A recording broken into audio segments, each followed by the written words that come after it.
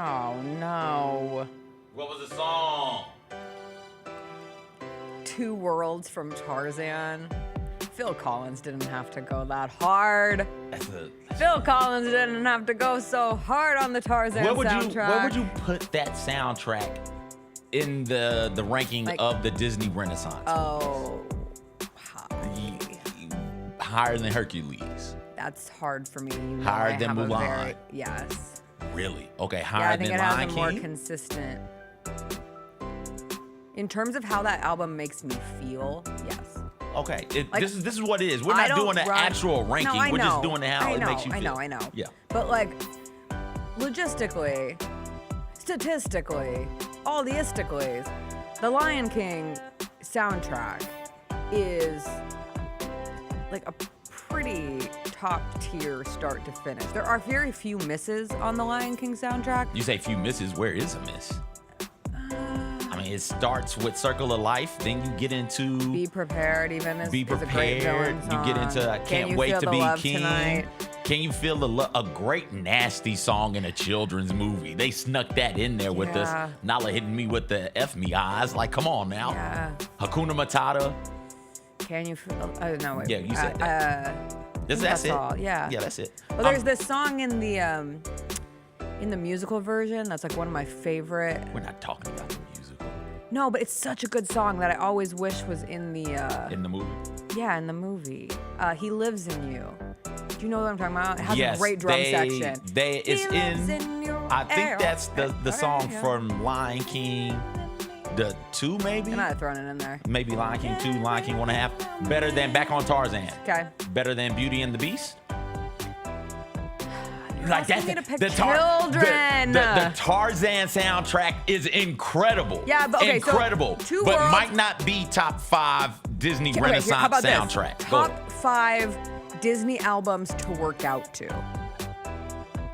Oh. Son of Man, Strangers Like Me, Trash in the Camp, Two Worlds, Trash in the Camp You'll Be in My Heart. Trash in the Camp is it.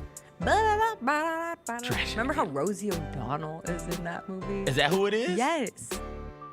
Huh, it is. It is Rosie. And on the soundtrack, it's NSYNC and Rosie O'Donnell. Yeah. I love Rosie. Better than Aladdin? Again, why must we pick? That's the Renaissance. What's up, everybody? It's Tuesday, March 11th. It is going to be a good day. Jessica Benson with you from the Grind City Media Studios in Memphis, Tennessee. CJ Hurt behind the glass. Coming up on today's show, the Grizzlies win a third straight game, another down-to-the-wire finish. John Morant was excellent. Cam Spencer was the perfect amount of crazy. We'll have highlights and reaction from last night's win over the Suns. Mike Wallace will join us about 20 minutes in to talk Grizzlies, to talk final month of the regular season in the NBA. Former Memphis Tiger Will Coleman joins us every Tuesday as well. We'll talk with him about the Tigers, their AAC regular season title, looking ahead to the AAC tournament. And then we'll do a little TV Tuesday. Lady Gaga on SNL. I listened to a podcast about a wild mountain climbing disaster, what we're watching, and also a tornado hit a TV station, and it's crazy. We'll show it to you. It's a Tuesday. You know what we say. Just do what you must believe. God, that was tough. Oh. 2 worlds, one family. Trust your heart. Let fate decide. Grizzlies fans know it's the team that gives you the edge. Big River Steel does too. And much like the Grizzlies have recruited legendary talent, we want you to be part of our team. Are you ready to be part of something legendary? Then visit www.bigriversteel.com. That's www.bigriversteel.com.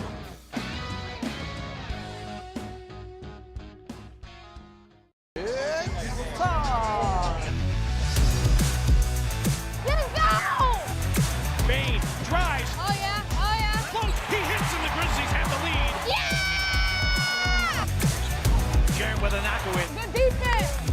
Durant attacking, spinning, hanging, and hitting. Let's go.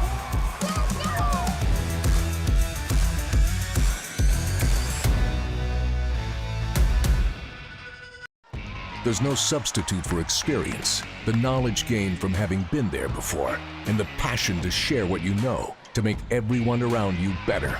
It's true in basketball. It's true in banking. Grizzlies checking from Pinnacle. Play hard. Bank easy. Open a Grizzlies checking account with at least $100 and a recurring direct deposit by August 31st, and you could receive a $200 direct deposit bonus into your account. Details at grizzliesbanking.com. Member FDIC. Thanks for showing up, Memphis. Nothing beats catching your Grizzlies IRL, and nobody knows that better than you. So next time you want to hit up a game, Ticketmaster's got your back with tickets to every upcoming matchup. Whether you're catching the Grizzlies at home or on the road, you'll find tickets at Ticketmaster, the official ticket marketplace of the Memphis Grizzlies and the NBA. Keep putting that jersey collection to use and get Grizzlies tickets today. There's no better brag than saying you saw it live. See you courtside again soon, Memphis.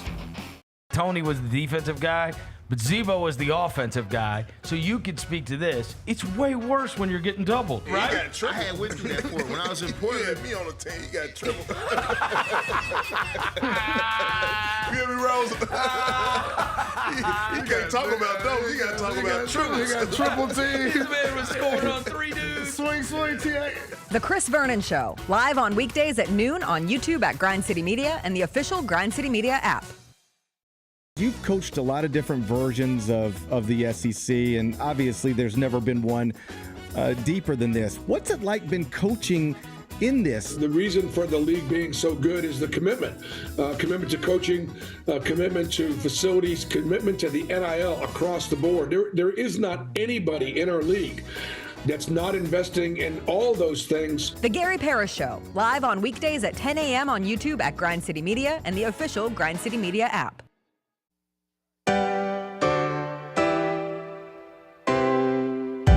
Feels great to feel the sunshine. Gotta own the day like it's all mine. Just got paid in his own time. Been working hard, I've been on the grind. I deserve this feeling, having my way. I've been on this healing. This is my day. The sun's out, hey, let's have a little fun now. Hey, I wanna let it all out. Hey, that's what it's all about. Hey, hey, 'cause I deserve this feeling, having my way. I deserve this healing. This is my day. Grind City Media presents The Jessica Benson Show with CJ Hurt. Live from the Grind City Media Studios on YouTube at Grind City Media and the official Grind City Media app. What's up, everybody? Happy Tuesday. Another Grizzlies win to celebrate. I swear, if we could just have one easy peasy lemon squeezy win, it would really help my blood pressure as we continue to get down to the wire of these games. But this time, the Grizzlies come out on top. And you know what that means. It is time to hit the highlights from last night's action at FedEx Forum. Grizzlies Suns. Grizz down 6 players, second night of a back-to-back, but John Morant wastes 0 time with a how did he do that highlight. Grizzlies wasted a lot of time before they made their first 3. Started 0-7 from deep, but don't worry because daylight saving time means white boy spring has sprung. March was made for Cam Spencer, the rookie out of UConn.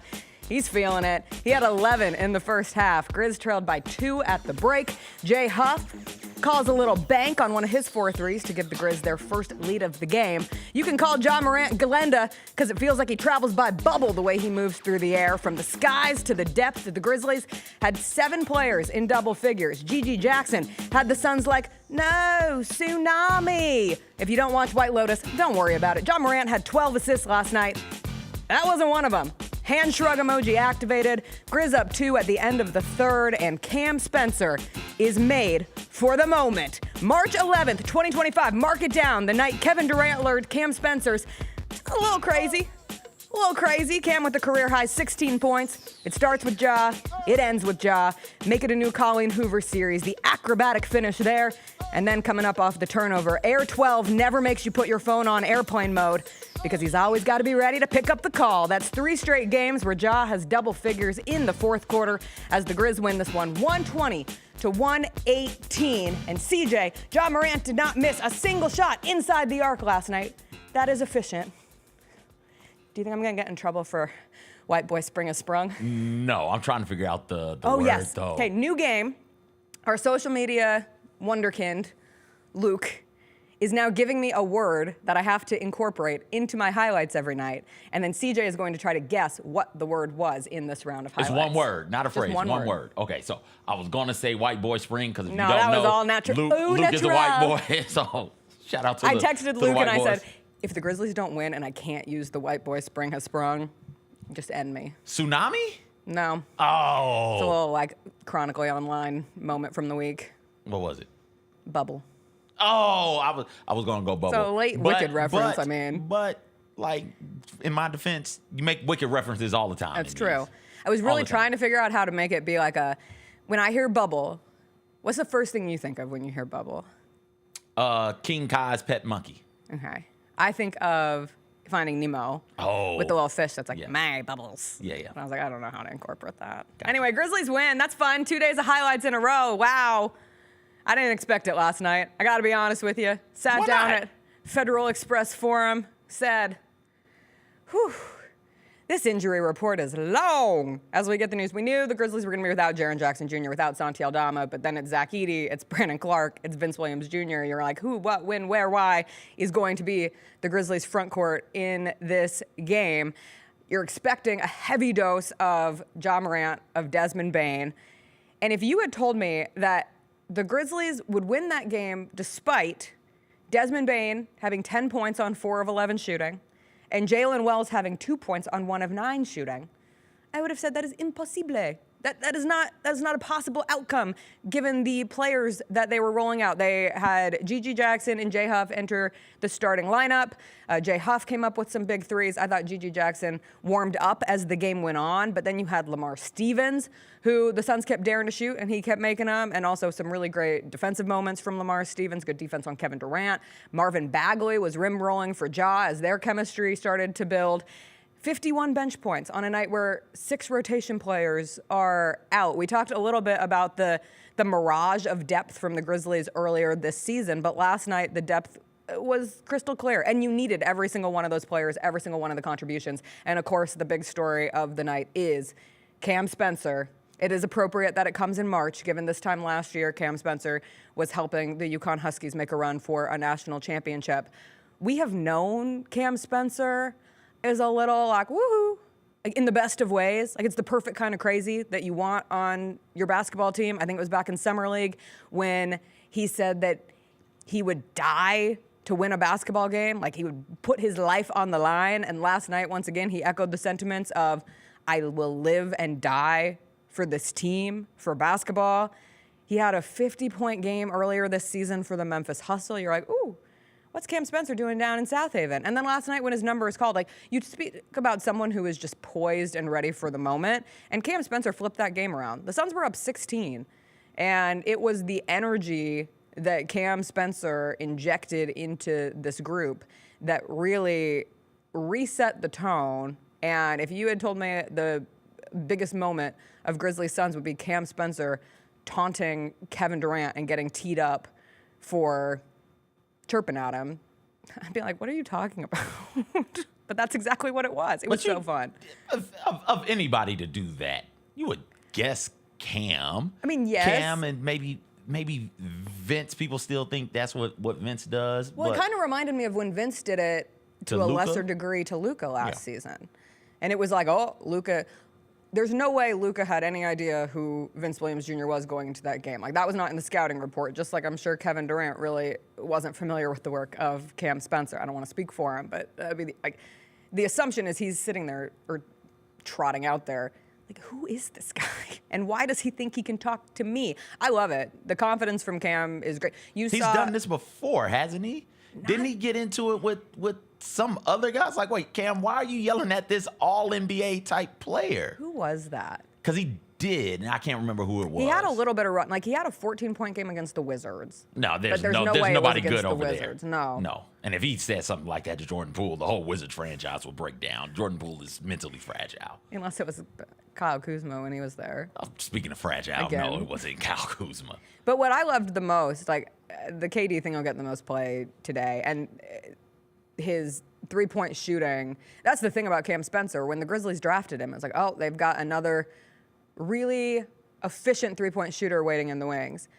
But what stood out to me was when Desmond Bane called for him to get put back into the game there late in the fourth quarter, and Cam gets fouled, and your brain just naturally is like, ooh, do you really want the rookie taking the free throws in this late game situation, especially given how things transpired last week? Just things feel dicey.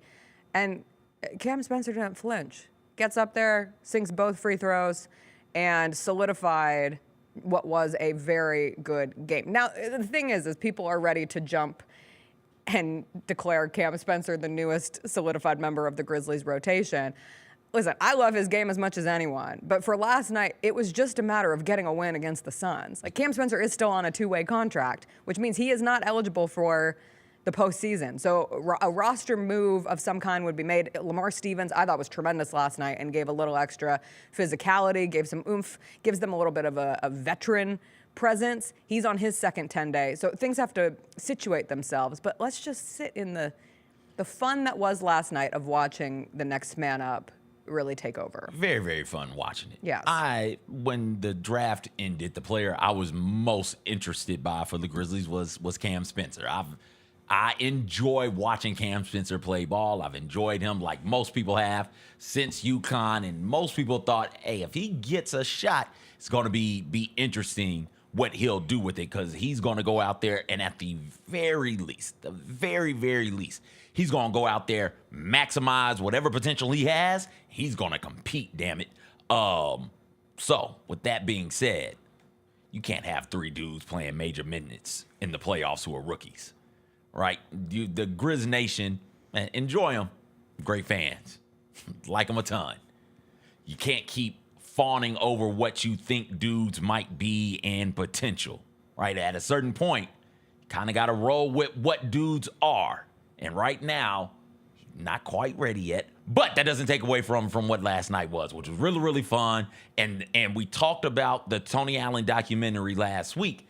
That's the qualities that you want people on this team to exhibit.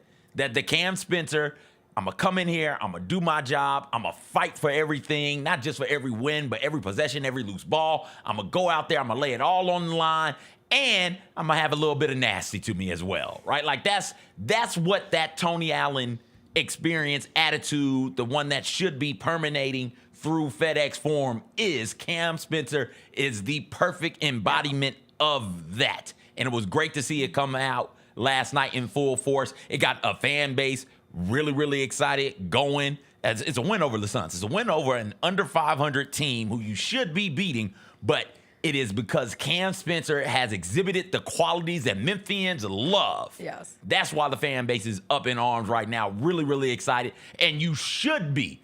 But just calm down with some of the praise. And it's always accolades. exciting when you know you have that there. You have him on a two-way You've been looking for contract. somebody to win, right? You've been looking for the Grizzlies to get some wins, and you've been looking for that energy, that doggedness, that chutzpah.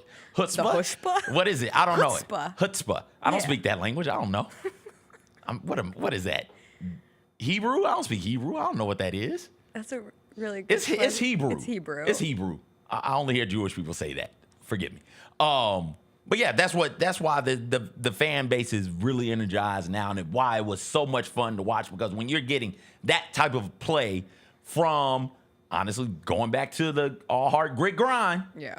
Underman Grizzlies team against the Thunder. Yes. There's an underman Grizzlies team against the Sun. Both underman. Somebody's got to step up and make plays. Cam Spencer was the one to do it, and that's all you want. You know that John Morant is a phenomenal closer. He did it again last night. Such an incredible closer. You know Jaren is at an all-NBA level. You know that Dez is going to give you really, really good quality minutes. One of the best three-point shooters in the NBA. You need somebody else, though, on any given night to come out there and just fight.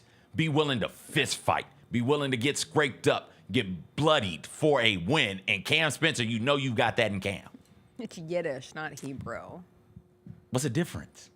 Don't ask me questions I don't know the answer Chat, to. I've just been saying it my whole life. What's the difference? Because in Yiddish Tell and me Hebrew, you've never been to a bat mitzvah without telling me you've never been to a bat mitzvah. Is it? I thought it was bar mitzvah. Well, bar is one's for girls, one for boys. Okay. Again, there we don't go. ask me. I didn't know. I just Girls rolled got through one. it. Got you. I learned a lot. One of my ex-boyfriends was Jewish. Turn up. Yeah, he gave me a whole lesson, of which I clearly Look at kept you, a lot. hashtag ally. I feel like stop and hating we also stuff. say chutzpah a lot in like in show business. Like, he's got chutzpah. I don't know why I just went with that accent in that moment. No, I agree. I think because of the Tony Allen documentary, there has been this general level of thirst. Like, is anybody on this team capable of dive into the scorer's table energy that TA has? Is anybody capable of giving, I will literally carve a Grizzly into my next haircut because that's how much I believe in this team? And frankly, I think Cam Spencer would do it. It was funny listening to John Morant talk about him, and he said what everybody else thinks watching Cam Spencer, and that is, he's a psycho, but I love it. Like, it's not psycho in any bad way, shape, or form. It is psycho complimentary, and if you get the shooting on top of it, that's great. I do think the biggest takeaway from this 3-game stretch, because like you said, CJ, you're beating teams that you're by all means supposed to beat, which didn't go that direction in the 5-game homestand, so you certainly don't take it for granted, but finding a way to win against the Mavs, finding a way to eke that one out against the Pelicans, and then finding a way to beat a Suns team that still has Kevin Durant and Devin Booker, and a Suns team that scored 148 points the last time they were in this building. I did think it was a much better defensive effort how they approached Devin Booker. It was essentially like, okay, KD beat us, but nobody else is going to have that ability last night. And did a good job after early when you're thinking, how are the Grizzlies going to match size of Nick Richards, of Bol, and that screen Nick Richards set on Jalen Wells that I thought was going to lead Jalen Wells to concussion. We will see what Jalen Wells' injury status is. He came back into the game last night, but then I think he told DeMichael Cole in the locker room he couldn't hear out of his left ear. I'm like, DeMichael was like, he's all smiles, but he can't hear out of his left ear. Call out the screens for crying out loud. Even somebody the moving fight ones. Nick Richards after that happens, Even the moving too. ones. I was like, Cam Spencer, where are you? Cam Spencer, do a little more. He hit the deck hard. Yeah, somebody on your team's got to call that out. Hard. Somebody's got to call, and then, like you said, somebody's got to at least, the very least, poke somebody in the face. And that's why I think Dez bowled up on Durant. So do I. It was like, we missed that moment with Jalen. Yeah. You just tried to trip him. I saw that. We're not missing that. Yiddish. Hebrew is like the religious text, and Yiddish is colloquial. Germanic. It's so the Jewish people, there was a population of Jews in Germany. So they moved to Germany. And so it becomes sort of a blend. I'm still working my way through it. This is why, tune into the show. You never know what random Phil bit Collins? of information. Phil Collins. White Boy Summer? White Boy Spring. Spring? So they're not getting the summer. It's just the spring. Yeah. Please, they have enough. I'd say come on. I'd say the white boys got the next Small 4 moments years. in time. Okay. Yiddish Hebrew. Cam Spencer's a psycho. Yeah. Oh, and John Morant continues to be awesome. And it has been great to watch the comfort of which he is playing, and the consistency that we've seen from Ja over the last 3 games has been great. We'll bring Michael Wallace in, senior editor at Grind City Media, to continue the conversation about the Grizzlies' win from last night, looking ahead to the rest of this homestand. And we are just a couple days away from officially embarking into the final month of the regular season. We'll catch up on how last night's win helped boost the Grizzlies in the standings, just a smidgen, and what the rest of that Western Conference is looking like when we come back with Mike.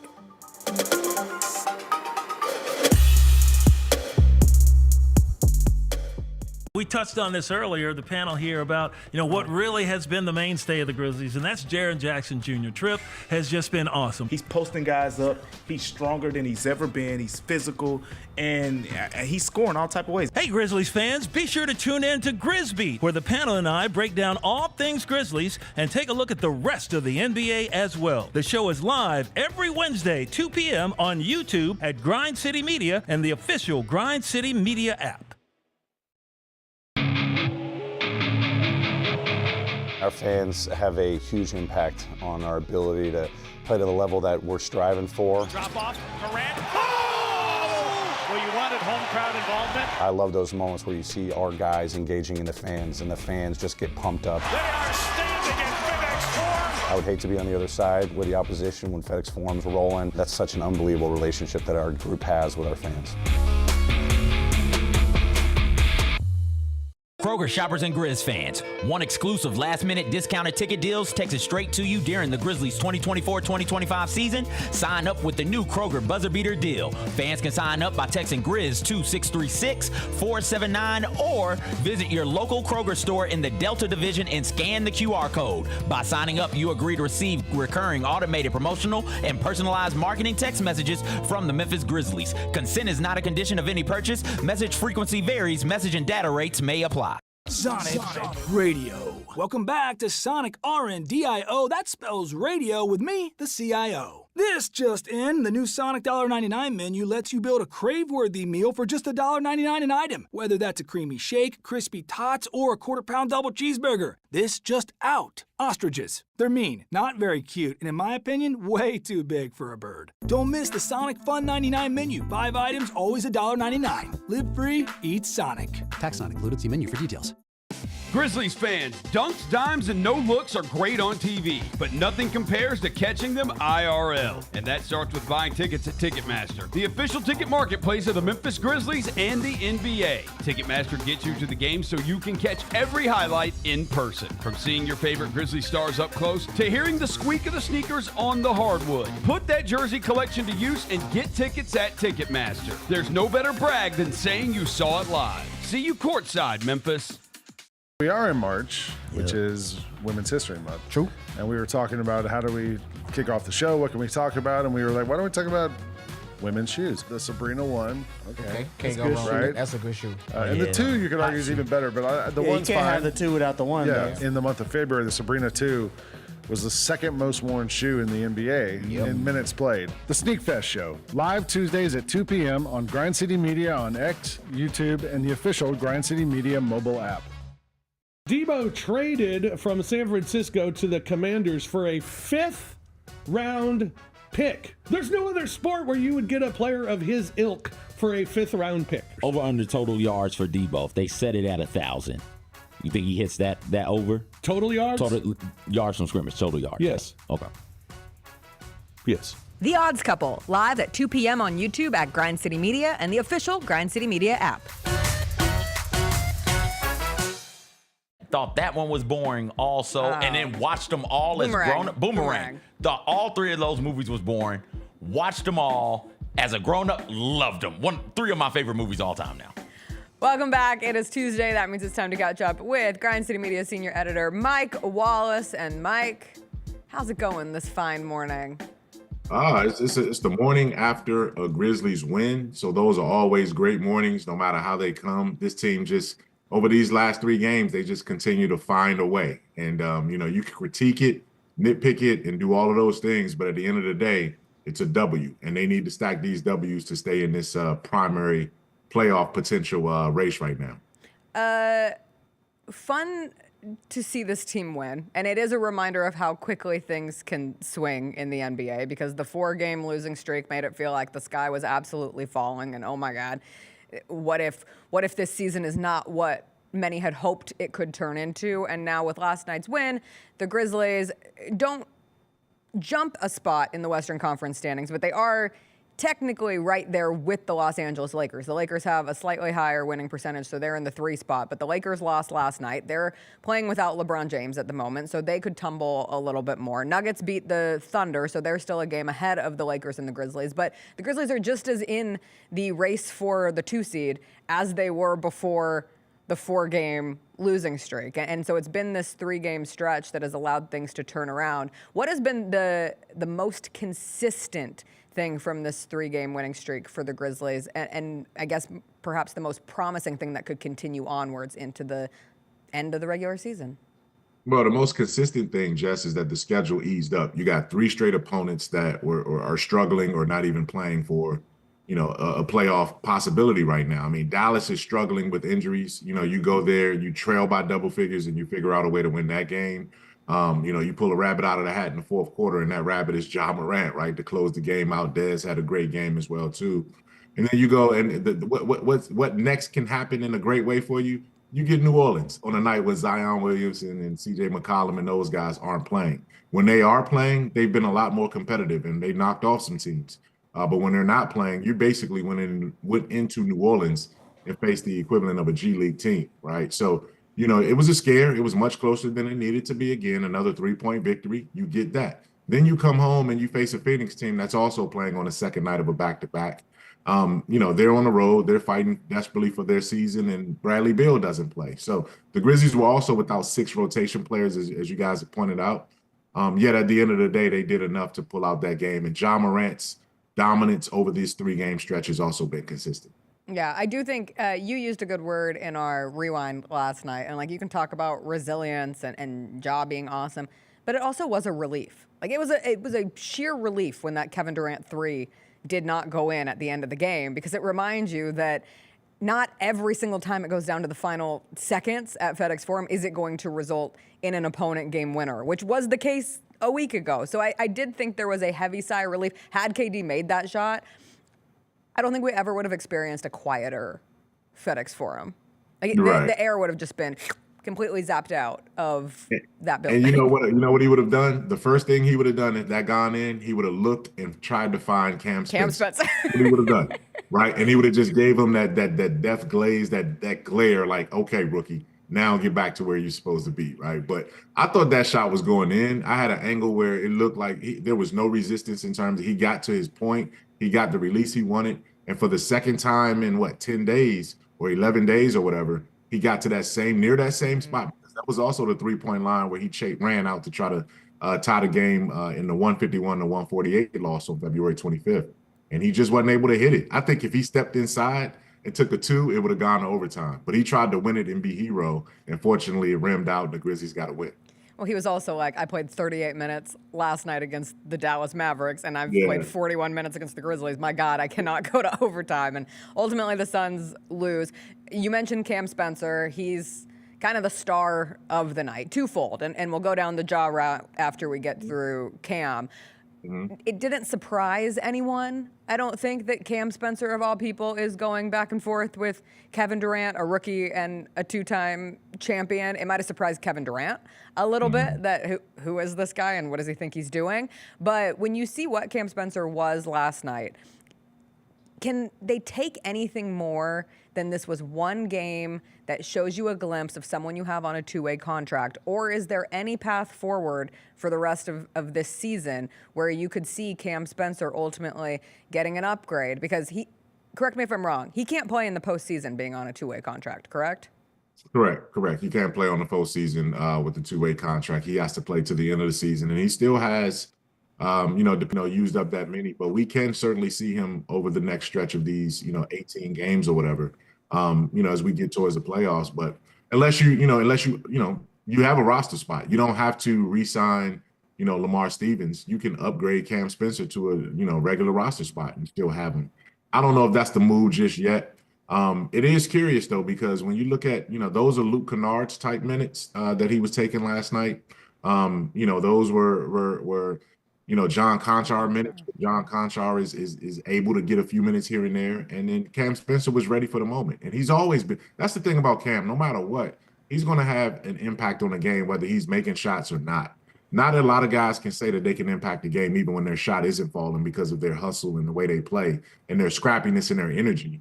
He's doing that with that, and he just happened to make his shots too. So it was phenomenal to see him get that opportunity. And everybody's like, man, put more Cam Spencer, blood in my veins, man. I got to see that. You got to see that kind of feistiness out there. And it's good to watch when you're desperately trying to get wins if you're the Grizzlies. Yeah, CJ brought up a good point too, though. Like, ultimately down the road as we approach the postseason, it would be a wild thing relying on 3 rookies if you're a Grizzlies team trying to make as long of a run as possible. And already looking at Zach Edey, Jalen Wells, adding Cam Spencer into the mix, I think, unfortunately, this is just strictly hypothesizing, it's probably a wait and have patience with Cam Spencer. And I don't think any of us will ever forget the moment that Cam Spencer, and I know he had a nice game against the Wizards, but last night was really his coming out party for the Grizzlies. And now I could see a frustration of fans being like, God, we want more of that.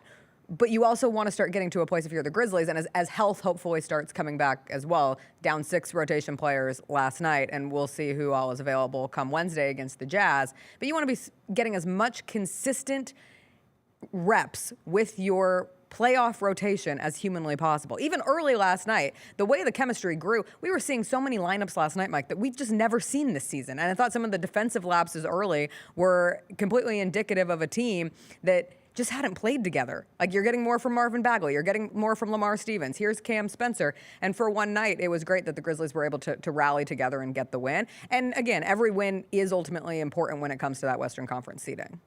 It is, and you and I want the same thing. You and I want some level of continuity with this team. Taylor Jenkins wants it. I'm sure the fans want it. But that just may not be in the cards. It seems like every time the Grizzlies get close to it, they figure out or something happens and they lose a guy for 2 weeks or whatever. And it's just hard. Those combinations out there, and I asked Taylor about that directly after the game, is that, how important, because what I saw was it's Ja Morant is getting to the free throw line a lot more over these last 3 games as well, too. So those are all factors that have led to this sort of turnaround. Just keep it close and then let Ja close it. Yeah. Ja Morant as a closer. I said it yesterday.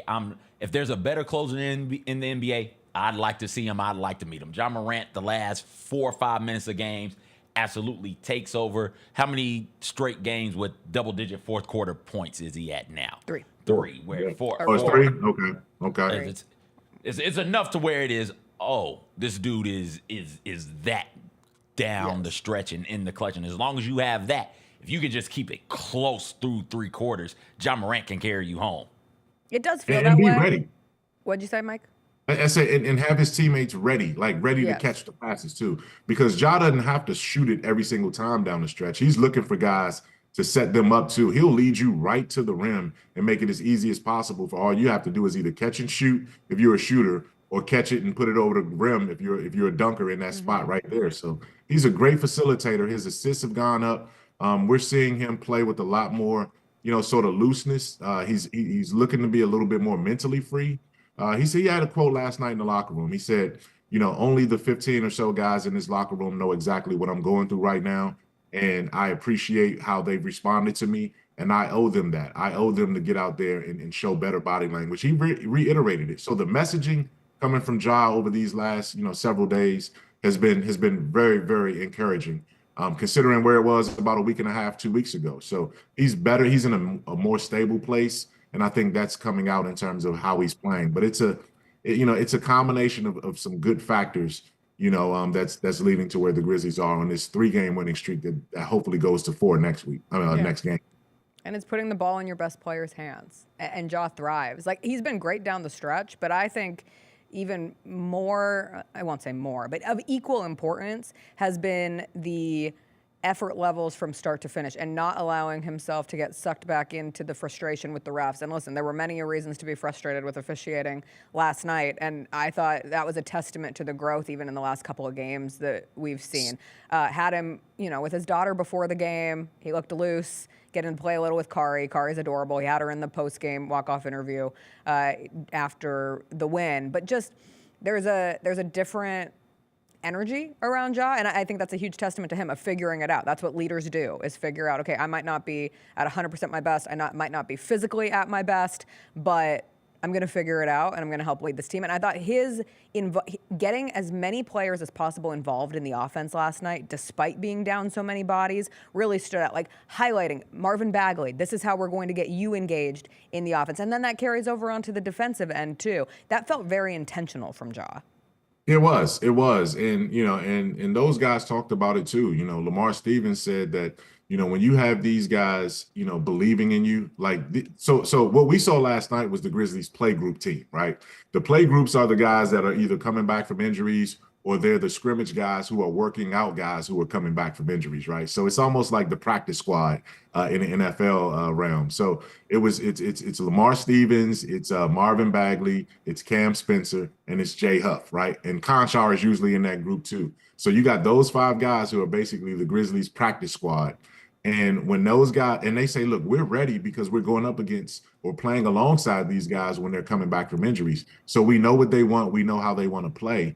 And when you get on the court with these guys, it's not a, oh my God, my eyes are wide open moment. It's a, okay, I remember being in a workout with them the other day. So, Ja and his ability to, ignite these guys and trigger these guys, they want to play.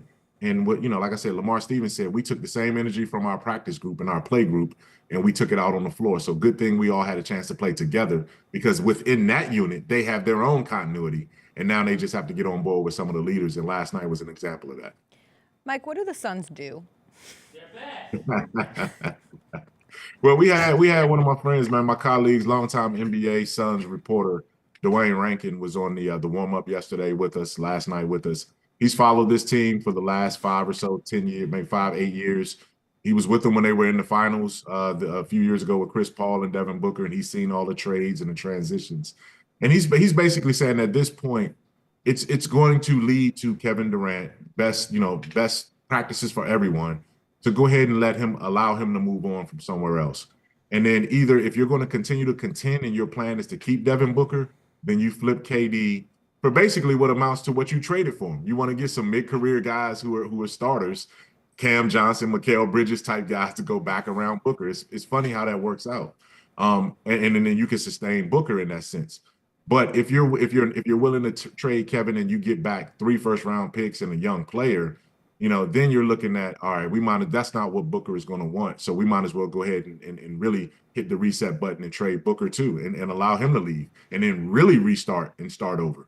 But that's going to cost a lot of guys their jobs. It's going to, and I don't know if Ishbia wants to go that far deep into a rebuild. So they're in no man's land right now. It's 2 paths they can take, and both of them are painful one way or another. So, unless they get on a miraculous run this last 18 or so games and upset somebody in the first round, this thing is going to end unceremoniously for the Phoenix Suns. I will say, every time we've watched Kevin Durant play this season, there are multiple moments where you're just like, God, it's clear why somebody will do it for Kevin Durant still at this stage in his career. The number of threes that he made with big old hands in his face yesterday, just step back, effortless, getting to his spots. He is one of the most talented scorers that we have ever seen.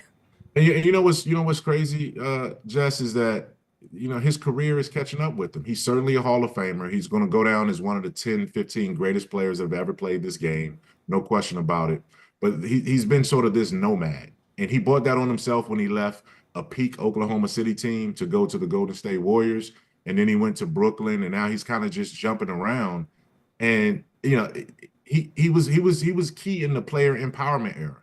But it didn't work out the same way, and it's not ending the same way that it has for some other players. And it's just unfortunate, because it's almost like you see him play, and if you're not against him that night, you almost feel sorry for how he's putting up these numbers and playing this way, showing up every game, and it's just not working out for him. And it's almost, he was on LeBron James and LeBron James and Steph Curry trajectory, but his career is ending a lot more like Carmelo Anthony. And that's not the criticize Carmelo, but it's almost like, is this really how you want to go out? Yeah. All right. Before we let you go, did you have something, CJ? What did you have?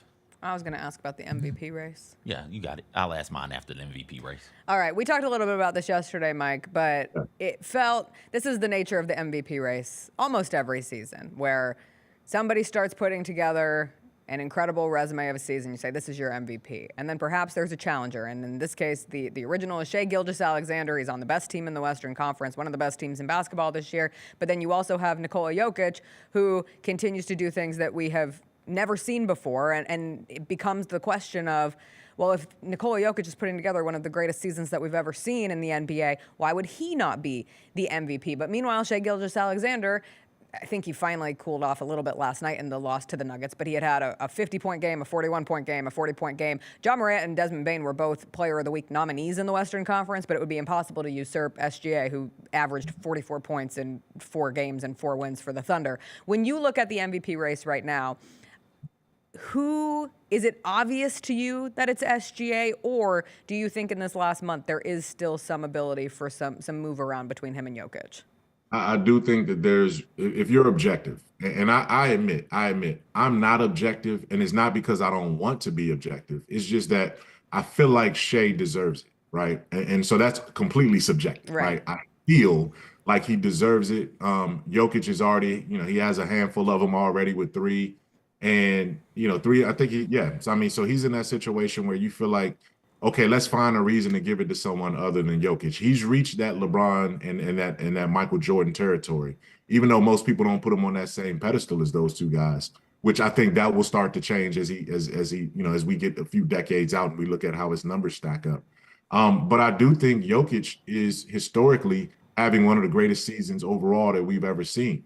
He's on pace to finish top 3 in scoring, rebounding, and assists. No modern NBA player has ever done that in one season. And, he lead the league in triple doubles. Denver, if they can solidify number 2 and put a little bit of pressure and maybe cut that Oklahoma City, lap lead around, down a little bit to a more respectable number, then you hold your ballot to the very last moment and you say, okay, can I objectively look at this and give, Jokic the respect that he deserves? I do think it's very, very close if you look at it just by the metrics. And, it's going to be a lot of people in their feelings when they finally cast that ballot. I wouldn't mind if SGA wins it, but I also know that if Jokic comes up and sneaks it and gets it, I'm totally cool with that as well. When it's all said and done at the end of the year, SGA is on a ridiculous 20-point streak where he scored 20-plus points in almost 60 games at this point. When it's all said and done and the season ends, he could have more consecutive 20-plus point games in a row. He could be third all-time in the NBA when it's all said and done. Yeah. Only behind Michael Jordan, who did it 2 different times, which is ridiculous. An 82 game streak and a 69 game streak. So, they're both remarkable. They're both putting up phenomenal stats. SGA, one of the most efficient players in the NBA. Same thing with Jokic as well. And then when we get down to everybody's got really, really good numbers, I think what happens is, one, to your point, Mike, people say, okay, which one of them already has it? I'm going to go to the other one.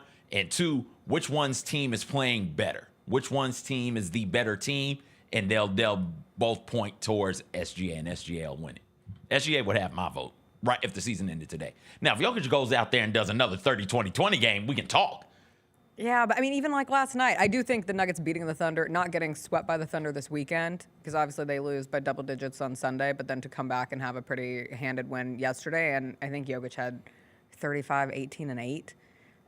Every time you think it's over, because I'm with you, and kind of like you, Mike, where it's definitely subjective, and you think, I just really want this for Shai Gilgeous-Alexander at this point, and I don't want it to turn into a fatigue thing. I think that is just the human conditioning of something new. Like, we get excited about the new shiny thing and the opportunity to award someone that we haven't seen already get it. But then you hear Nikola Jokic, after the game last night, talk about how, in his opinion, he's playing the best basketball of his career. And I'm like, well, the best basketball of his career has previously earned him 2, and if this is better than that, and he's putting up the statistics that go along with it, it does make it fun. I never mind an MVP race because all it does is shine a light on greatness and how truly phenomenal of players we have in this sport right now. And you know what? I wish that one of these guys was not likable. I wish that one of them went about their business being a butthole. You know what I'm saying? And neither one of them are like that. Both of them are guys that you want to look at and say, hey, they represent the league really, really well. You can see why their teammates love them. They get in front of a podium in a press conference and they have thoughtful answers. Jokic sometimes has relatable answers, Mike. Yeah, he sometimes disconnects, and then but at the end of the day, like, he shows up. Like, he's one of the rare guys that still shows up and walk. His walk-ins are still in like designer suits, right? Like he does. And I'm not saying guys can wear whatever they want to wear. I'm just saying, like, from a traditional standpoint, when I hear Shai Gilgeous-Alexander talks, he always says the right thing. Right. And it's almost, I know people resent OKC because sometimes they come off as too perfect and too scripted. But, these are the kind of leaders that you want to have your team surrounded by. And these are stable guys that you can count on, night in and night out in terms of leading them in the right way. They take over in the games when they need to take over. They're always there. They're durable. So when you look at the MVP catalog, like, it's easy to say, okay, Joel Embiid basically just wanted to be MVP. Like, he's not in shape. His body's failing him. His attitude is this and that. So it's easy for people to root against him or count that against him. I don't know if there's anything you can count against either SGA or Jokic when it comes to how you're going to break this down. So, man, it's going to be a toss-up. This could be the closest race that we've had in a long time. And it's going to be good to see the ballots revealed, because then you get to see how people made their votes. Real quick, Mike, then we got to let you go. Yeah. Eddie George going Bowling Green, Mike. Yeah. That's going to be a big-time topic for us, man, on HBCU Huddle this week. Kudos to Eddie George. You know, it's one of those things where it's not the kind of Power 4 or Power 5 job that, you know, I would love to see him take or jump to the NFL. I mean, it's better than what Coach Simmons did at FAMU. Coach Simmons left FAMU to be a running backs coach at Duke. At Duke, yeah. And now he's a head coach. You know, he had to parlay that into another head coach job too. But hey, kudos to him. Now the race is on for Tennessee State to find that and fill that position really quickly, because we're right in the midst of spring ball right now. You want me to do a list of 6 coaching candidates? We'll do that on HBCU Huddle. What a tease. Got to do cross promotion over here. Mike, I will just say it's a lot of good young men's out there. They probably shop at Kroger's. You know that's my one. That's number 1 on your list.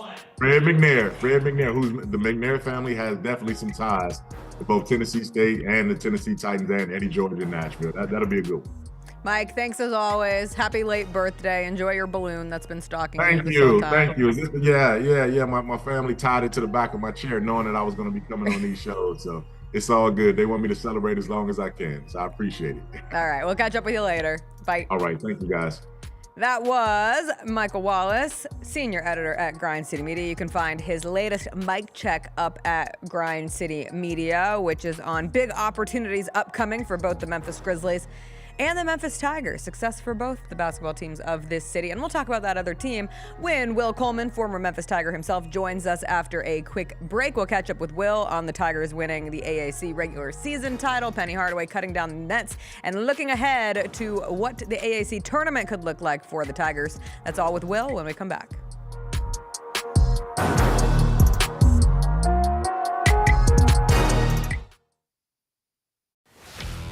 Let's face it, there's a lot of trash talk in basketball, but the great teams let their performance do the talking.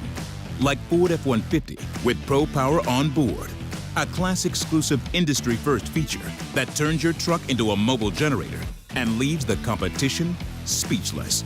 Ford F-150, official truck of the Grizzlies. Greatness starts here at your Mid-South Ford dealer. Class is full-size pickups under 8,500 pounds, GVWR. Number 9, man. I'm gonna be ready and hype. Let's just gonna be hype.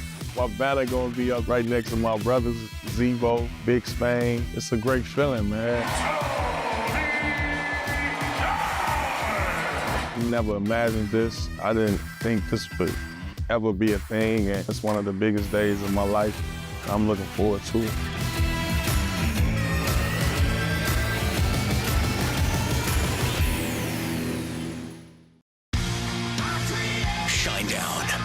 Dance Kid Dance Tour. Live in Memphis. FedEx Forum, Saturday, August 30th. With special guests, Bush and Morgan Wade. Get tickets now at livenation.com. Shinedown, live in concert. For more, visit shinedown.com.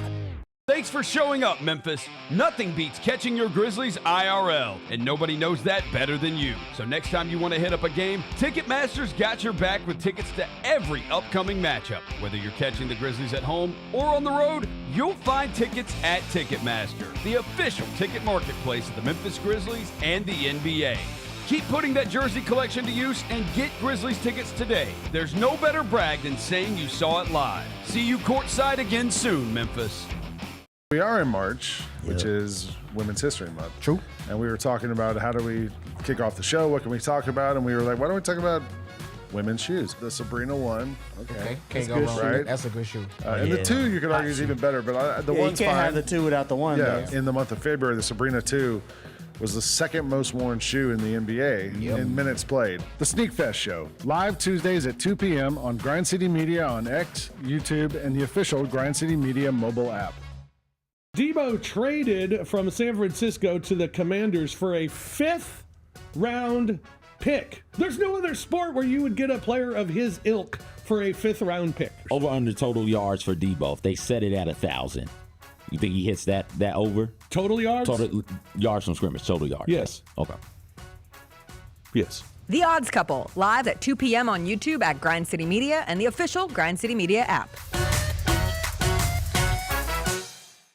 We had big classic news from the Southern Heritage Classic last week when it was announced Arkansas Pine Bluff and Alcorn State will be the 2 classic participants. Being a part of the classic is a big deal. It's the 3rd year for UAPB and the 1st year for Alcorn. So I'm just glad we were able to get it done. Get all of your HBCU sports and culture news by tuning in to HBCU Huddle with CJ Hurt and Mike Wallace. New episodes drop every Thursday on grindcitymedia.com, YouTube, and Spotify.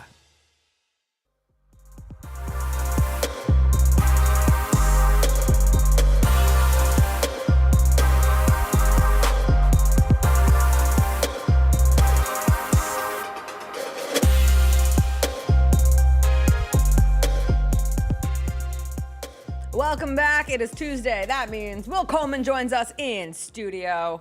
Will, how's it going? It's going. How are you two amazing people doing? Oh, just fantastic. I like Life it. couldn't be better. Grizzlies have won 3 in a row. Tigers are AAC regular season champs. 1 seed going into the tournament. Before we get into all things Tigers, big conversation of the day. Did you watch the Grizzlies game last night? I did. Cam Spencer, psycho, complimentary. Who's the craziest teammate you ever had? It's in a complimentary way. You can say it. Charles Carmouche. Okay, why so? He was,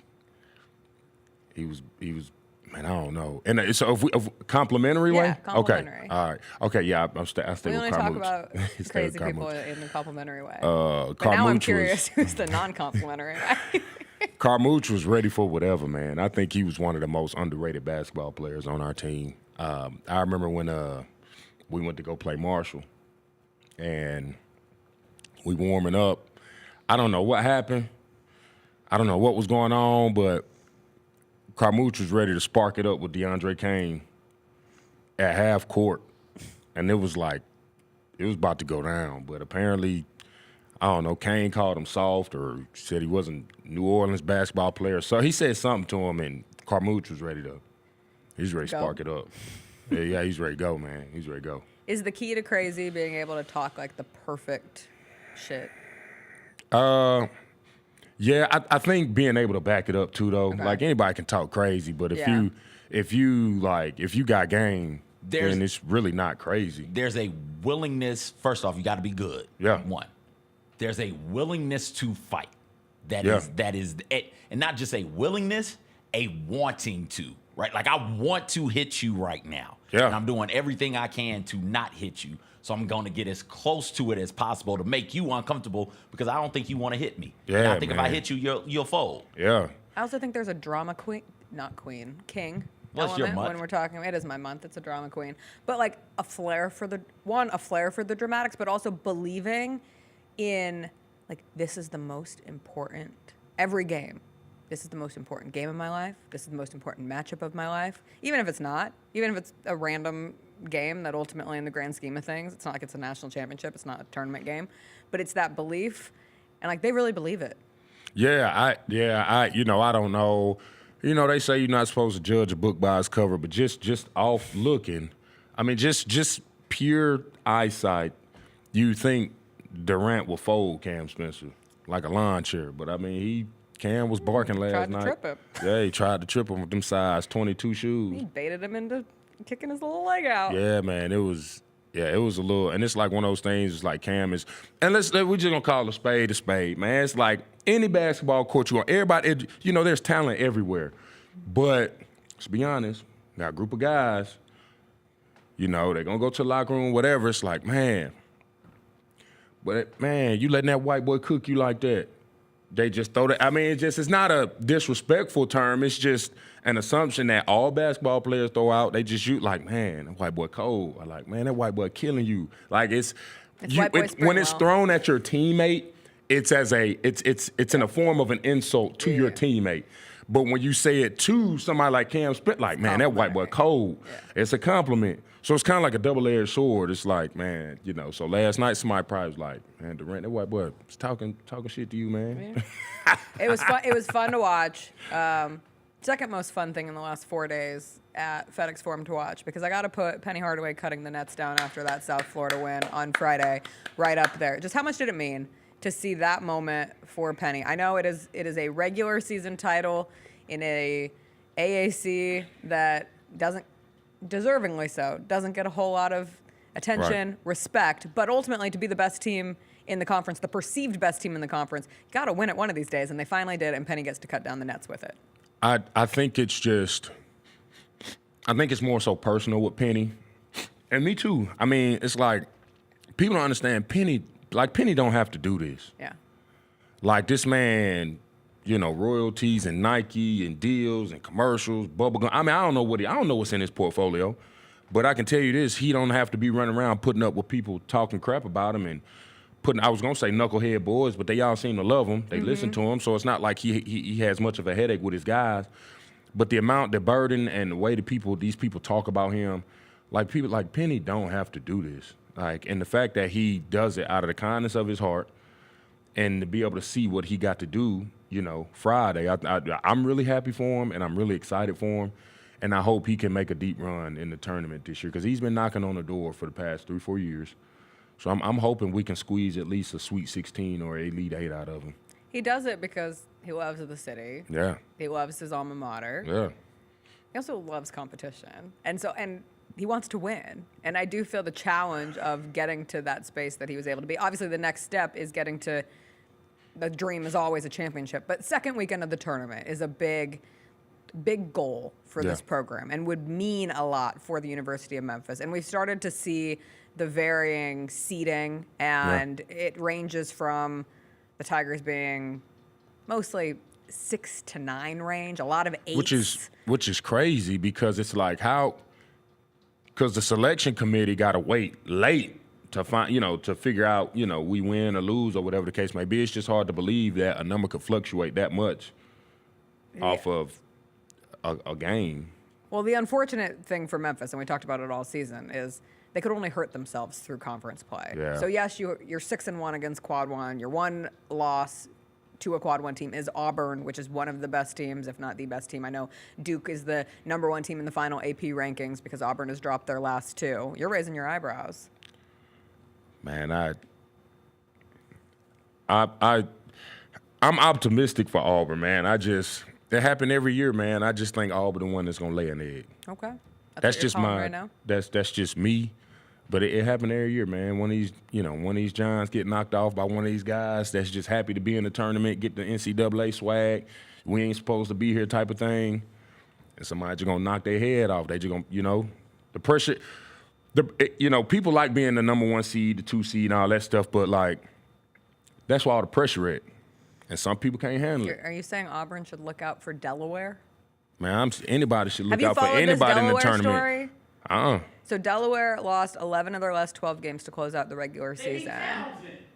Yes. That was a championship? Well, they are now in the CAA championship game. They have won 5 straight games after beating Townsend last night. They had a sick dunk in that game, which was SportsCenter top 10 #1 play.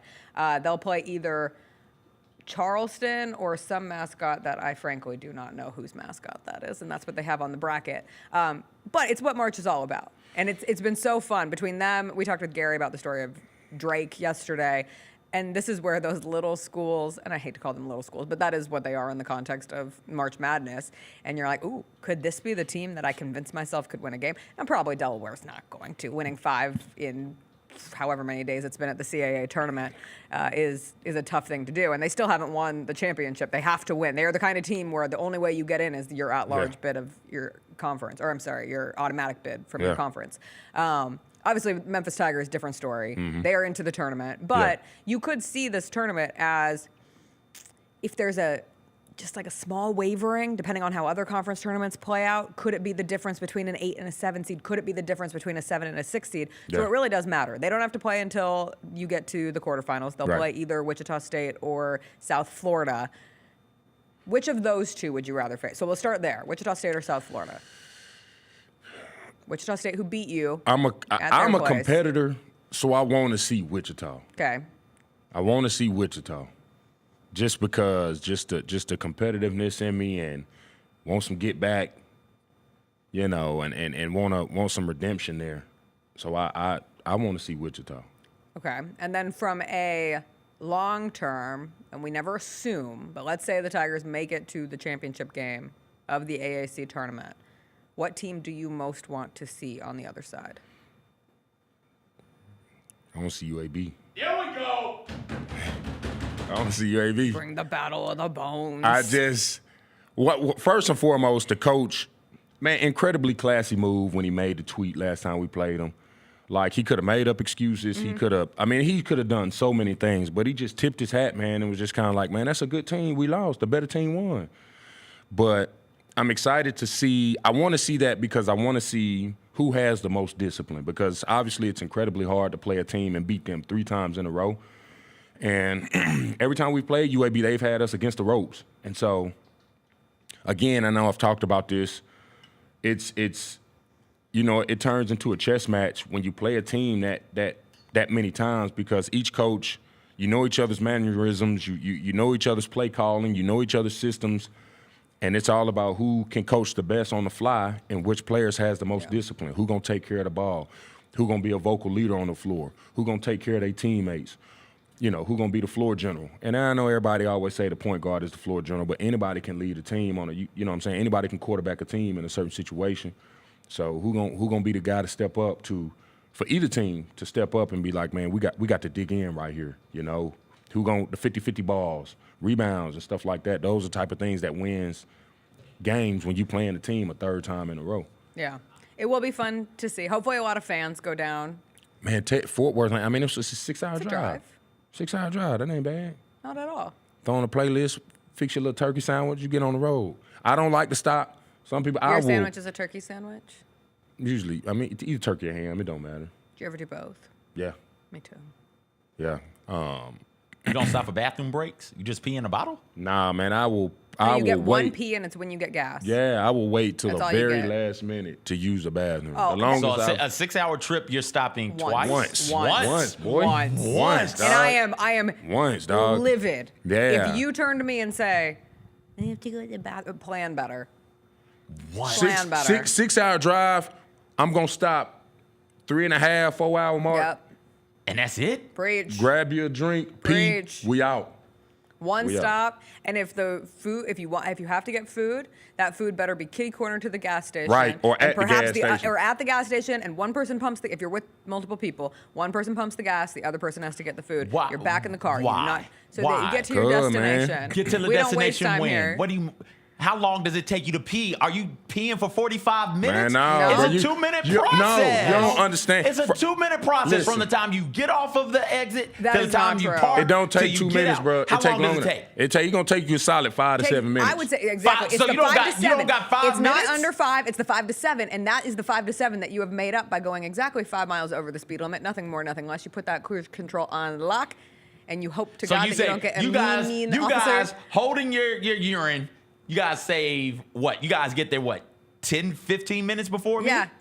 Nah, time is money, CJ. Congratulations. Let me say, first off, when you on Google Maps, the time is automatically calculated to 60 miles per hour. Correct. That's what's generated. Or the speed limit. The speed limit. So, and I'm a competitor, so don't mess around. If I'm driving and I see somebody before I get off, my goal is to catch that same vehicle. I'm with you. And to get to your destination. We Like could if I road see an trip 18-wheeler, I will specifically find something on that 18-wheeler to remember it. And when I get off and I get back on, first thing I got to find that 18-wheeler, get my time back. But then on the flip side, if I see some like a-hole pass me going really fast, my favorite thing is if I eventually see them get pulled over. Nah, like I'm telling you. Because if you get clocked, they're going to get clocked first. So if somebody doing 85. 5. Sometimes you can go 6. I don't think they're going to get you for 6. I once got pulled over for going 2. Yeah. Between here and Nashville. Oh, that's messed up. I got pulled over in St. Louis, going to St. Louis to Charlie's volleyball tournament. Police officer was super nice. It was dark. And I ain't going to get too thick in the weeds because, you know, a lot of people associate police with politics and all that stuff. I ain't going to get too thick in the weeds. Too in the weeds. But he pulled me over. You know, he's like, you were trying to catch a semi-truck that I was trying to get to. So what happened was I'm a cheapo. You know, I'm a cheapo, okay? So my daughter had to play the 7th, 8th, and 9th. And so instead of booking the Airbnb on the night of the 6th, I booked it for the 7th. Okay. So I had to wake up on the 7th to get to the game. It was the AM wave. She had an 8 a.m. game. So I woke up about 1:30 to get on the road. I'm running behind. I'm flying. Police pulled me over. I'm doing like 90. 90? Yeah, I'm doing like 90 and a 70. Will, Ew. Police pulled me over. Who would do such a thing? Certainly never me. He like, man, where you going? I'm like, man, I was honest with him. I was like, man, I'm trying to catch my daughter volleyball tournament, man. I'm running behind. Like, I'm sorry, man. And he was like, just let me see your license. I told him, I was like, hey, man, my wallet in my pocket. You okay? I'm about to grab my wallet. You know, here's my license. Gave it to him. He went to a car. He's like, you ain't never got a speeding ticket, have you? I told him no. Go to his car, come back. Man, your record's really clean. I'm like, is it supposed to be bad? Like, that sounds mighty racist, man. What are you implying? Excuse me, sir. Can you expand on what you meant by that? But also, please just let me go. But he's like, look, man, I pulled you over. Yeah, you were doing 90 and a 70, but you were super honest with me. You were nice. You complied with everything, man. I'm about to get off in an hour. I'm not trying to write no ticket and process no ticket, man. So just slow down. Get to St. Louis safe, man. Just be careful. And he just let me ride, man. He's a super nice dude. But I'm trying to get. And guess what? When I got pulled over, guess what I tried to do? Catch the Honda Accord Who passed that passed you me. as you were? It was a blue Honda Accord. Oh, anytime I've gotten Honda. pulled over, I go strictly the speed limit. I had to go catch the Honda, bro. Y'all are weird. For 15 minutes? 20 minutes? I'm sorry. Time is money. You know 20 not to go, minutes is money? Have you seen the stock market?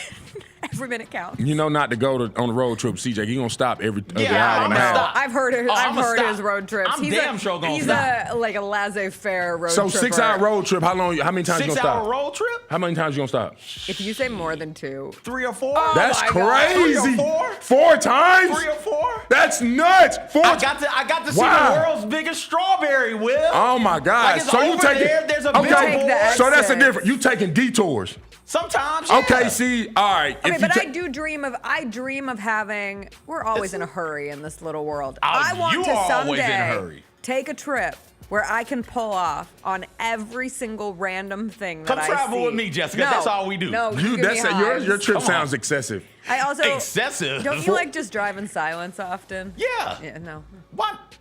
Podcast, are you music, afraid phone of your call. own thoughts? Podcast, Are you music, a serial phone call. killer? Phone call, Huh? music, podcast. That's I crazy. can't help. I raw dog road trips. Are you Man, on this, Dexter? this man, man. I recently have been raw dogging walks. They say it's very good for you. And you Yeah. should just do this thing called thinking. Yeah, raw dog Sitting in your walks, thoughts. raw dog your exercises also. No. If Yeah. I raw Your dog the workout, exercise? I would go Yes. crazy. No, I can't do Yes, that. you can. No. That's why I y'all's watch problem. documentaries. That's why y'all can't stop more than once on a road trip. Y'all are too overly stimulated. Yes, So raw dog a road trip. Man, well, raw dogging This is it. too much. Just raw. Too much raw. We'll catch up with you next week. We'll find out what the seeding of the Tigers is. We'll be going into March Madness. It's the best time of the year. I can't wait. I can't. It's like Christmas, dog. It is Christmas. I need like 7 TVs. Only 7? Man, more than that. Well, How many games on at a time? before we leave, how many? Hold on. What We do you got. mean? What we got? TNT. I want 100 TVs. I was with my friend. I was at a baby shower this week, and she's trying to not have her baby have any screen time, like early in babydom. I don't think that's what we call it, but like baby life. And so like no phones, no iPads, limited television. And they went to a Buffalo Wild Wings to watch the Avs game the other night. And she was like trying to situate her baby to like not just be staring at the giant screen. And so she turned her around and it was like 20 screens on the other wall. And she was like, maybe I shouldn't have taken my baby to Buffalo Wild know some Wings people who if are I Avs didn't want fans. them to be in that. You do? Like somebody Go didn't somebody score like 1,000 points or something last night, I or think 1,000 so. goals, or McKinnon you know, got there, I'm yeah. not a big hockey guy. Ovechkin? Was Ovechkin playing? No. It was something crazy last night. The Avs game. They won 3-0. That's all I've got for you. Oh yeah, it was McKinnon. Yes, I got it right. Let's go. Yeah, that's what it was. Got to 1,000 career points. That's what it was. Sweet. We're all Avs fans here. Yeah. We'll catch up with you next week. We got to take a break. We'll come back. We'll do some TV Tuesday. What we are watching on television. Plus, CJ sent a very long weather video, but we're gonna show it because it's fascinating. Thanks, CJ. We'll be right back.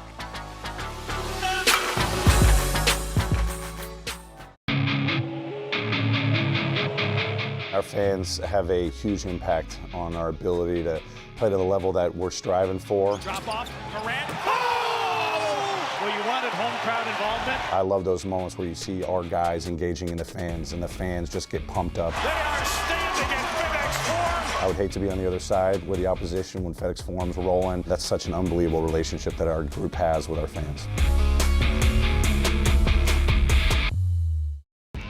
When it's all on the line, you turn to the strong, the stable, the unwavering. To those with a history of raising their performance to meet the moment. It's true in basketball. It's true in banking. Grizzlies checking from Pinnacle. Play hard. Bank easy. Open a Grizzlies checking account with at least $100 and a recurring direct deposit by August 31st. And you could receive a $200 direct deposit bonus into your account. Details at grizzliesbanking.com. Member FDIC. Double your chances to win all month long in March with 2 big promotions. On Fridays, embrace the madness and win a share of $150,000 in cash and free play. On Saturdays, starting March 8th, go for the gold and win your share of up to $10,000 in cash and free play in the 80K Fool's Gold giveaway. Enjoy live entertainment all month long and play for your chance to win big in March only at Southland Casino Hotel. Must be 21 or up. Play responsibly. For help quitting, call 800-522-4700. Thanks for showing up, Memphis. Nothing compares to catching your Grizzlies IRL. And that all starts with buying tickets at Ticketmaster, the official ticket marketplace of the Memphis Grizzlies and the NBA. Ticketmaster gets you to the game so you can catch every highlight. Put that jersey collection to use for the next game and get Grizzlies tickets at Ticketmaster. Whether they're here at FedEx Forum or on the road, Ticketmaster's got your back when it comes to scoring tickets. And there's no better brag than saying you saw it live.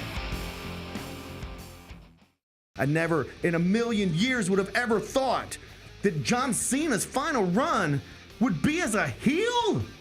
I love it. I love it. Once they saw this from The Rock, they knew it. Everybody knew it except for Cody, which was so good. Great camera work by And then the WWE. kick. Yeah, I don't think WWE gets enough credit for the camera work and the production quality. I mean, it is incredible. Tune in to Grind City Wrestling weekly on the Grind City Media app and on the Grind City Media YouTube channel. Grizz Nation gets set for tip-off 1 hour before every Grizzlies home game with the warm-up show. Get the latest news, notes, and analysis live from courtside at FedEx Forum. This team is doing everything that Taylor Jenkins and his coaching staff envisioned it could do. Join me, Lang Whitaker, along with Michael Wallace, Jessica Benson, and other personalities from Grind City Media, Memphis, and around the NBA. 1 hour before every home game, live at Grind City Media on X, YouTube, and the official Grind City Media mobile app.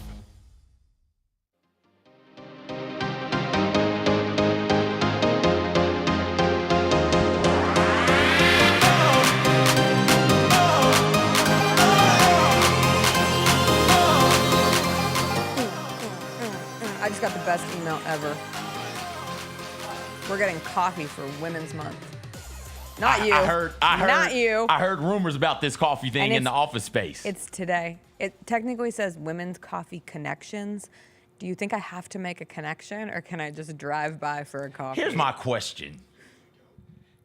We should go, Jacob, 1, just to be allies and be supporters. Wrong. 2. Jacob, that was a cackle. 2. They didn't give the blacks coffee last month. Did you guys have any Let me. events? I'm, you don't check your email. I don't. I'm not going to get those did. emails, so I can't.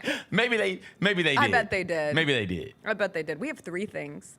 We have coffee, we have wine, and we have my absolute You favorite. have wine? Yeah, we're going to do a wine night. When? Which means I'm probably not coming back for it, if we're being honest. So I should take advantage of the coffee. When is wine night? It's like a 5 to 6 happy hour some night. I don't remember which one. We got to vote. We got to vote on like 30 different options. And I was like, don't mess this up, fellow women, because there was only one option that is a staple. I think we've done it 2 years in a row. And I was like, if my people do not carry on this tradition, I will never forgive them. Y'all got a wine night? We get the 15-minute massage. Oh, nice. That literally gets me through this month. I have it circled. I'm waiting. We haven't scheduled our appointments yet, but I'll probably do one right at 9:30.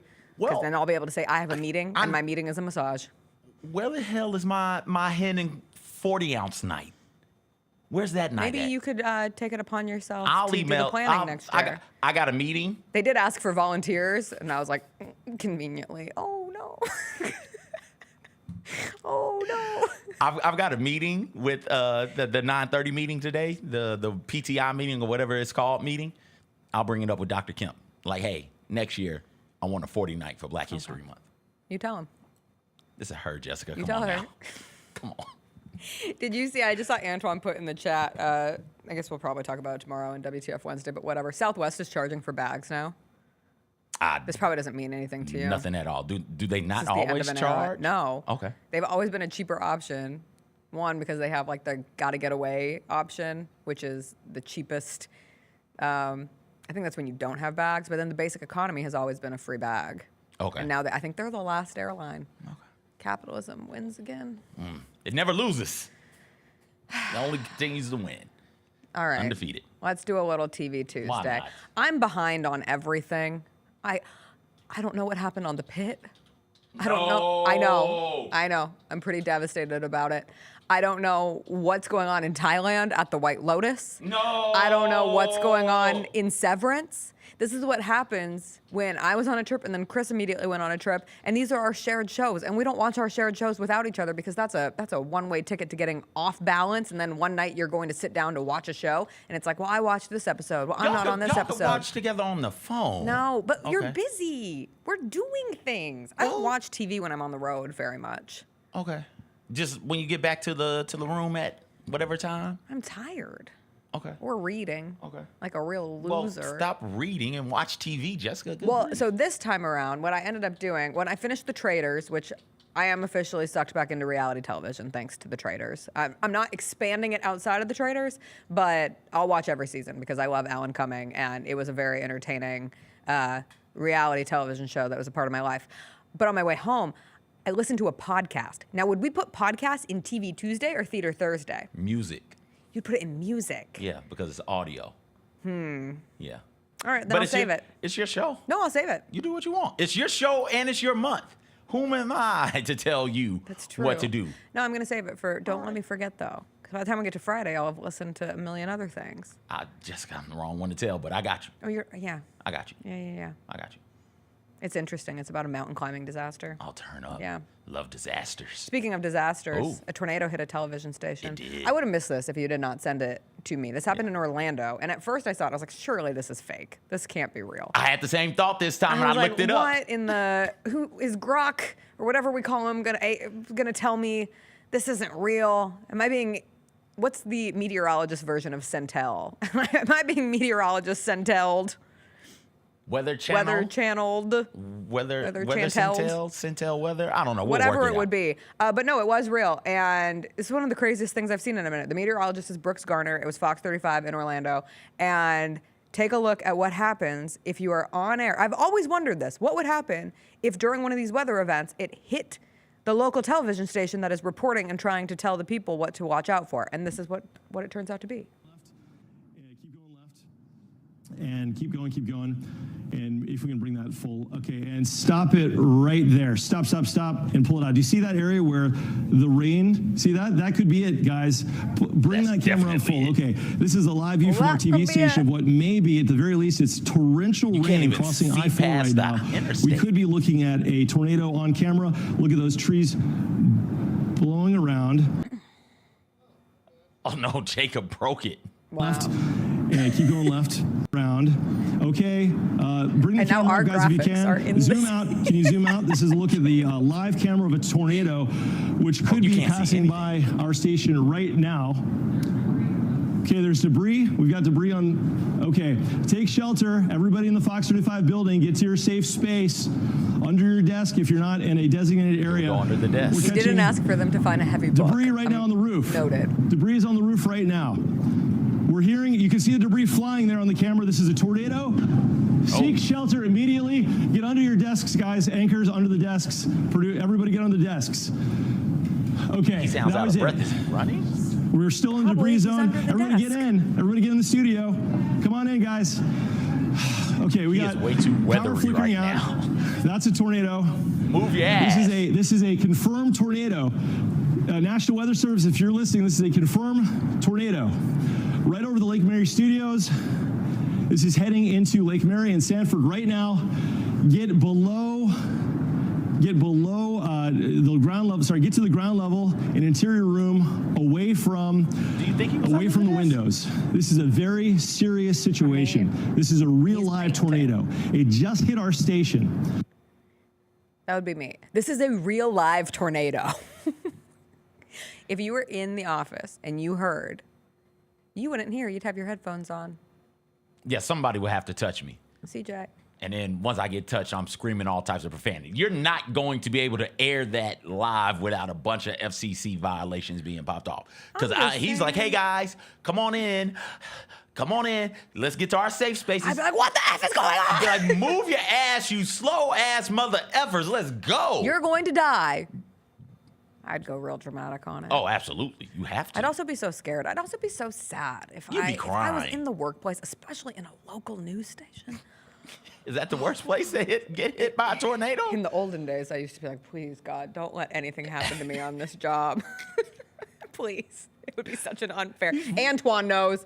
Antoine in the chat knows. We share that bond forever. He's way too calm. Were you ever close to something like that popping off? I saw a tornado outside. Okay.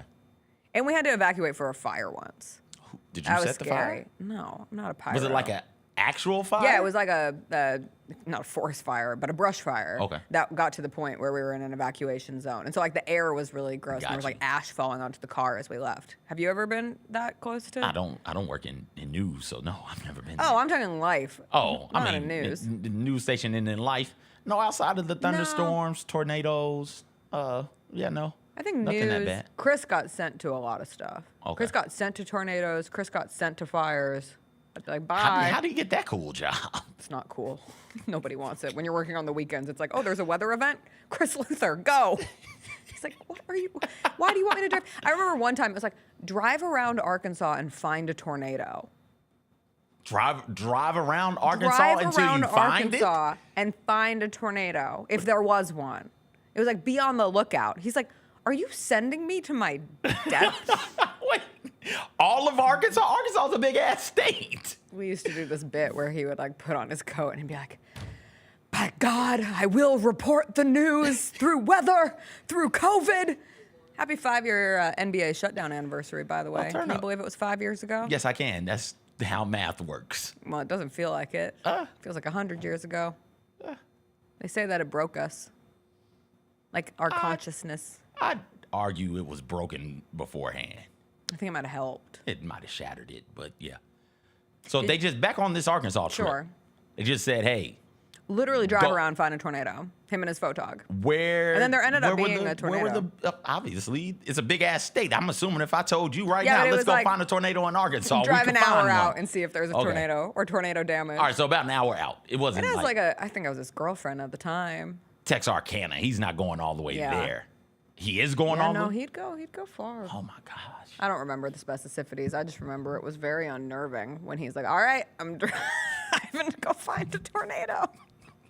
Best of luck on my endeavors. You did not watch SNL Lady Gaga edition on Saturday. Not yet. I heard it was good. It's fun. Okay. What I appreciate about Lady Gaga is she is so willing to look like an idiot because she's weird, but like in the best of ways. Like she's always been weird. She was born this way. This is what she does. She makes fun of herself. She made fun of Joker, makes fun of some of her roles. She's not afraid to put herself out there. I think Bowen Yang had the time of his life being able to introduce. You can tell when there's somebody he really likes because he finds a way to put himself in skits like solo with that person. They're dancing in one skit. They're singing to each other. Oh yeah. I think he did something like that with Sabrina Carpenter for some reason. Yeah, and Tate McRae he loves recently. Well, and Tate McRae was on Las Culturistas, which is Bowen Yang's podcast, and Lady Gaga is going to be on Las Culturistas, which is a huge get. But I've been listening to the new Lady Gaga album a bit too. You know what? We talk so often, Katy Perry, about pop stars who like don't continue to evolve with the times and just kind of rely or do. I don't know. It just gets stale. Gaga's still got it. She is. We don't give her enough credit for being the pop pioneer that she is. And not all of her stuff hits with me, but I appreciate like how avant-garde it is. Her performances are always crazy. She made a lot of people mad, both with her performances and there was like a satanic ritual skit that was playing into the people who always say that she is just like one walking satanic ritual. Everything was good. I mean, not everything was good, but I enjoyed the watch. Weekend Update's good as always. Cold opener was fine. Mike Myers as Elon Musk has just turned into Mike Myers as Dr. Evil as Elon Musk. But aren't they the same? Isn't Elon cosplaying as Dr. Evil? Can't say that out loud. Why not? I don't know. He's going to come here. Okay. He's on his way. All right. He's going to sit right here. Come find me. You tell him. I will when he sees me. What are you watching on television at the moment? Invincible. So, did we talk about me finishing Curious Case of Natalia Grace? I finished that. I finished that. And so, like, it looks like this is the end. This is it. Hopefully, she knows peace and she's found some happiness and some stability. Because whatever the other family was doing was terrible. The other two families were doing was terrible. But Invincible, watching that, making my way through that, they drop episodes. They're doing it weekly, not all at once. I like how they've allowed so much space for so many different characters, and for all of those characters to be ever changing and evolving and growing. The Rexplode is one of those characters that I think is fresh on everybody's mind. His growth from when you meet him, season 1, is just this dweeb of a person. He's a superhero, but he's a terrible person. He does good in the world, but he's awful. Like, you want to punch him in the face. Season 1, season 2, but now it is, I genuinely like what he has grown and become. And it's not all at once. There are moments throughout his journey where he reverts back to being an annoying little pissant of a person. But then there are moments where there's true, legitimate growth there. And there's a conversation that takes place. He ends up getting ripped apart. I can't remember exactly. No, it is graphic, Jessica. Tough ending. I won't recommend it to you because it is a graphic watch. So he ends up getting ripped apart at the season finale or something or another. They end up putting him back together. And it is, somebody's talking to him like, hey, this is going to keep happening until you die. Let's leave. It's like, this is all I've known. You've got freedom of choice. You've got free will. I was born into this. This is all I've known. I'm not sure what I am without this, and I've got to stay for my sanity. It's like, oh, man, that's tough. That's a rough spot to be in, but you see it, like the breadcrumbs begin to like leave the trail of, Rex is absolutely going to leave at some point. Yeah. And just the way that they do that one particular character, so very, very good. Omni-Man, still trying to figure out if he's where he is and what's going on there. I'm trying not to spoil too much for you. All in all, just a great show. And it's a show with an end. There is an end in sight. And so once we get there, I'm good. I don't know if I could do 8 seasons of Invincible, but you're asking me to do much like The Boys. I can't do any more of The Boys. This shit needs to end now. Invincible is much the same way. Same type of graphic violence, but in cartoon form. Okay. But yeah, I've got one season left. If I know it's going to end, I can do it. I can do it. The budding relationship between Invincible and his girlfriend, I'm blanking on her name right now, but those two, that's a fun thing to watch as they both try and manage their relationship, their responsibilities to the world and their responsibilities to their families. Her parents are extremely bigoted. They hate the fact that she's got powers. And so, like, there's some stuff, odd family dynamics going on there as well. All in all, great show. I'm enjoying it thoroughly. You have a meeting. I have coffee. We got to go. It's a very busy Tuesday. Can't believe y'all are getting coffee and wine and a massage. And the other thing. It's the small things we get for having to suffer through all of you all the time. Other thing. I suffer also. A lot of these women who are putting on this event, they're also blacks. They're also blacks. I guarantee that there were events tailored for Black History Month that were in your email inbox. I bet you even got to vote. I bet you could have given your voice. Oh, calm down. This is the importance of voting and democracy. Well, you didn't. Absolutely. So come on. We're apathetic base. I'm going to go have my great coffee. Is Kyra down there? No, Kyra's meeting me at ask Kyra if the blacks did anything for Black History Month. Jalen's with me. So all of these women, a bunch of black women, the Grizzlies do a great job of hiring a diverse set of people, both in skill set, life experience, ethnicity, gender, all of that stuff. But a lot of them are black women who did not give me a massage for Black History Month is all I'm saying. Well, maybe next year. Bye. What a terrible thing to realize. They're supposed to be on my side.